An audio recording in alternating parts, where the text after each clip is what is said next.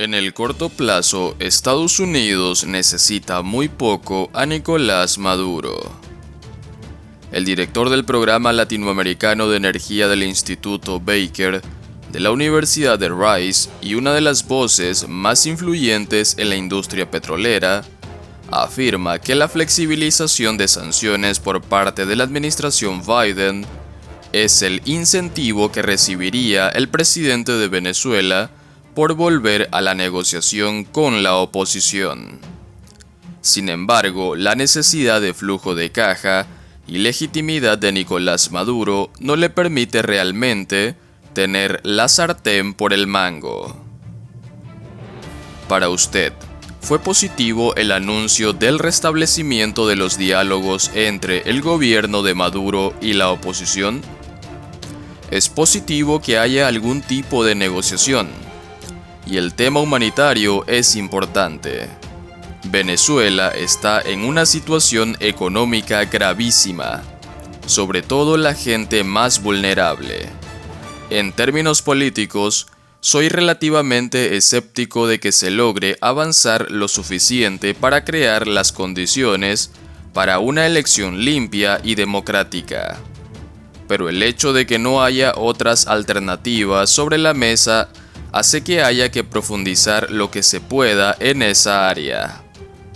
En el tema de las negociaciones en materia petrolera, creo que las sanciones han fracasado en su objetivo de lograr un cambio político en Venezuela y sin duda pueden ofrecer una especie de zanahoria para que el gobierno de Maduro haga algunas concesiones, evaluando las consecuencias no esperadas de las sanciones.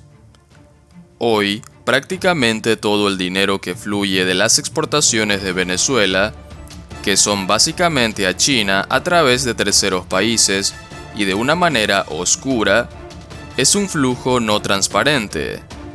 El Estado venezolano no tiene ninguna institucionalización en el flujo de sus ingresos.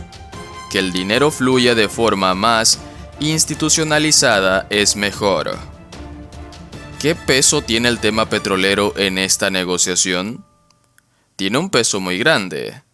No hay duda de que la situación cambió tremendamente con la invasión de Rusia a Ucrania. El día antes de eso, Estados Unidos quería cambiar el régimen de sanciones porque sentía que la política de máxima presión de Donald Trump no había sido efectiva. Pero al día siguiente de la invasión los intereses de Estados Unidos cambiaron de manera muy significativa. Y no solo de Estados Unidos, sino de Europa. Diría que los europeos están mucho más interesados en normalizar las relaciones con Maduro y en que fluyan el petróleo y el gas que los americanos necesitan. Es importante acotar, sin embargo, que para Estados Unidos no es un interés de corto plazo, en el sentido de que Venezuela no va a ayudar pronto a resolver la situación de la crisis energética, porque para Venezuela es muy difícil agregar barriles o gas en el corto plazo. Si tú te sientes que la crisis actual y las sanciones contra Rusia se van a prolongar por varios años, y que el poder que esto les ha dado a los sauditas y otros actores de Oriente Medio va a seguir existiendo, entonces tienes que buscar otras alternativas en el mundo. Sin duda, Venezuela es uno de los países con mayor potencial de incremento de producción desde la perspectiva de Maduro.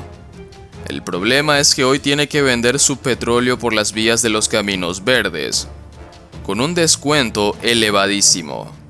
Venezuela recibe mucho menos caja por cada barril de la que podría recibir si no hubieran sanciones. Eso es lo que incentiva a Maduro, además del hecho de que con esto Estados Unidos va a tener que reconocer que Maduro es el hombre que controla el poder en Venezuela.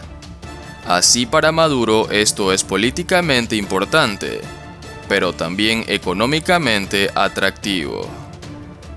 Se ha hablado de los recursos que administraría Naciones Unidas, aunque no se conocen muchos detalles. ¿Qué cuidados o salvedades debería haber para que no terminen en función de intereses personales de Maduro? Y también, ¿qué papel tendrían en esto los acreedores de Venezuela que podrían llegar a tener alguna expectativa sobre este dinero?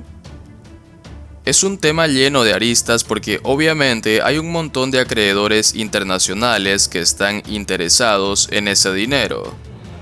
Estamos hablando de alrededor de 2.700 millones de dólares que están fundamentalmente en Europa. La idea es que el dinero sea desembolsado de manera gradual y progresiva, y que eso garantice que el uso del dinero es para propósitos muy específicos y ejecutados a través de las Naciones Unidas en materia de salud, educación, electricidad.